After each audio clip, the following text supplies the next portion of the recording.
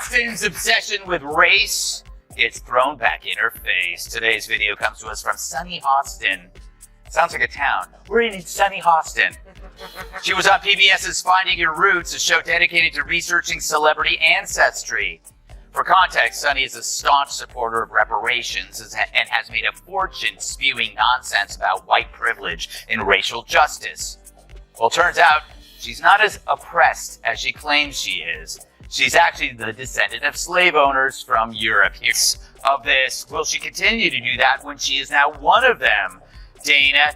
And it is funny, she's so wrapped up in identity and she had no idea. One Greg Gutfeld and Megyn Kelly didn't just insult Sunny Hostin, they practically turned her into a national roast. It wasn't some casual ribbing or respectful disagreement. It was a tag team takedown that Sunny never saw coming, and the timing? Astonishing. Though they spoke from different settings, both launched scathing dissections of Sunny's newest blunder, as if the universe had scheduled a simultaneous reality check. The result wasn't a media scuffle, it was a concerted pummeling, with Sunny stranded like a comic figure walking straight into a revolving door.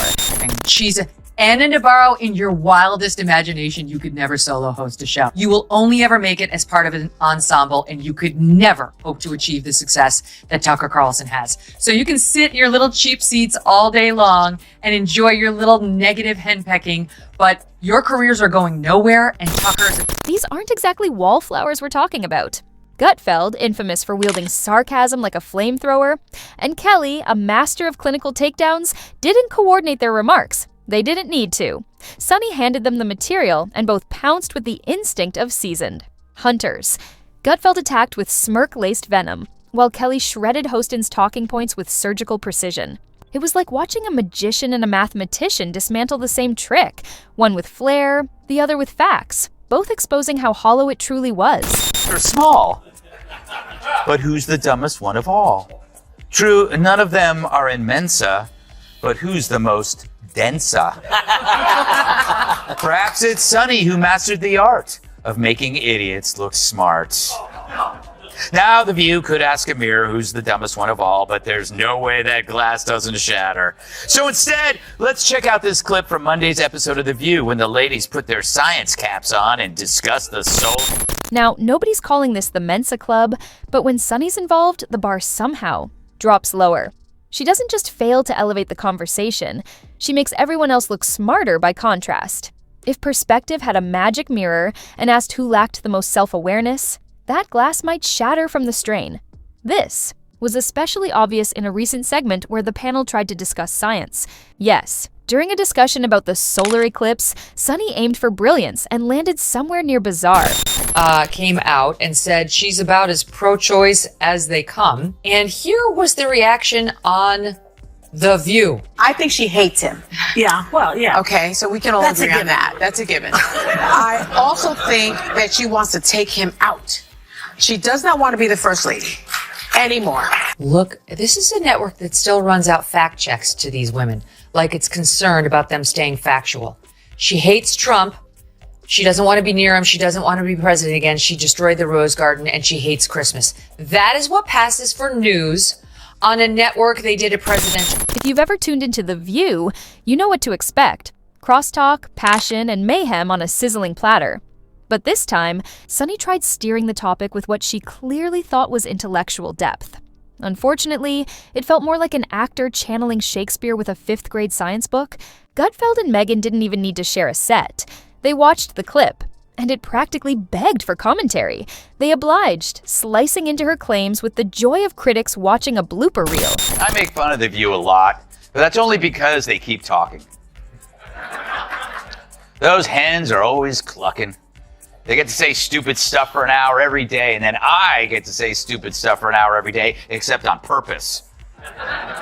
But every now and then, one of those dingbats inadvertently says something that reveals modern liberal thought so perfectly, it deserves further study. You know, like a weird serpent that washed up on the beach and you want to poke it with a stick. It was an implosion. Her argument didn't slowly fall apart. It collapsed under its own baffling logic.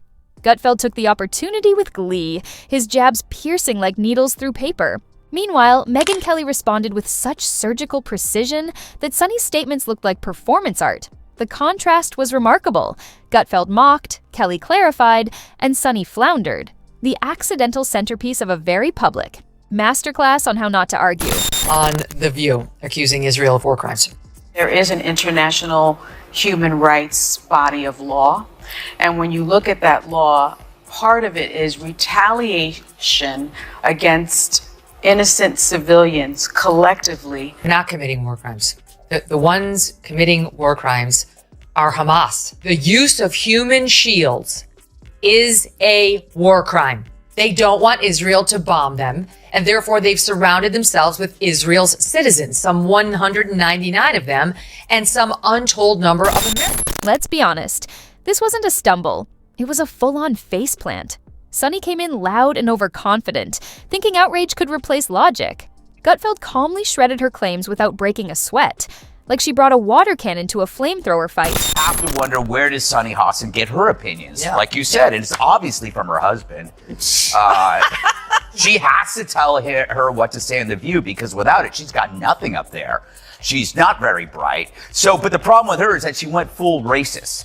She injected skin color into a fairly generic behavior seen in all spouses, regardless of skin color. The ladies of The View. Speaking of Sunny Hostin, take a look at SOT 15. I worry about the working class. I worry about my mother, a retired Sure you teacher. I worry about our elderly and their Social Security and their Medicare. I worry about my children's future, especially my daughter, who now... Then Megyn Kelly stepped in like a prosecutor, slicing through Sunny's arguments with precision. Her calm, pointed replies made it clear this wasn't a debate. It was a takedown. Sunny wasn't even present to defend herself, which made their job easier. Angry when Alyssa pointed out that Trump went to the funeral of Officer Diller. Yes. On Long Island, and Joe Biden went to a podcast. Look at Whoopi Goldberg's reaction. Choose what you like there, but for Republicans, it was good imagery. Really? One day later, yes. And I'm asking that because I was so offended because you know who showed up.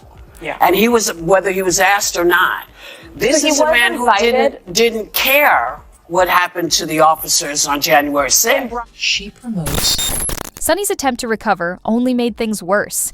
Her responses got more chaotic, while Gutfeld methodically picked her apart. Every effort to save face just deepened the collapse. A slow-motion train wreck you couldn't stop watching. I read. The true sign of the apocalypse is someone that dumb has a law degree. Worse, if your name has the word sun in it, there's no excuse for not knowing how an eclipse works. But it's no surprise that Joy is the one who understands science. She's been on the science diet for years. By the end, Sunny's performance was less an argument and more a cautionary tale.